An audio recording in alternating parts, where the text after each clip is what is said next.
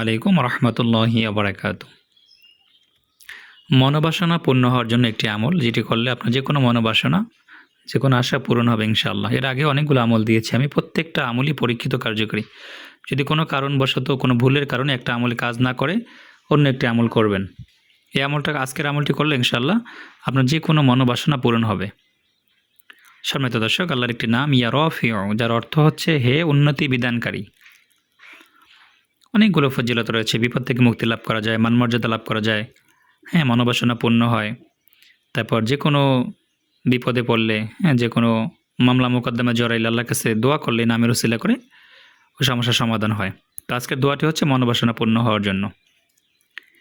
আমলটি কীভাবে করবেন?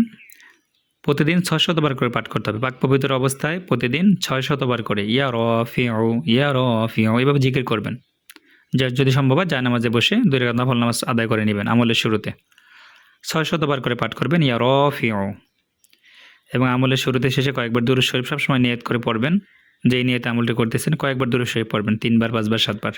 তারপর আল্লাহর কাছে দোয়া করবেন যে আল্লাহ, আমি এই সমস্যায় রয়েছি, এই কষ্টে রয়েছি, বা এই মনোবাসনা আমার আছে, আল্লাহ এইটা আমি চাচ্ছি তোমার কাছে, তুমি উক্ত নামের উসিলা করে আমাকে দান করো।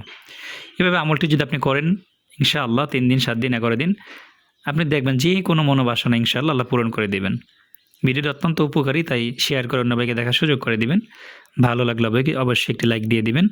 আল্লাহ আমাদের সকলের মনে আশা পূরণ করুক। আল্লাহুম্মা আমিন। আসসালামু আলাইকুম ওয়া রাহমাতুল্লাহি ওয়া বারাকাতুহু।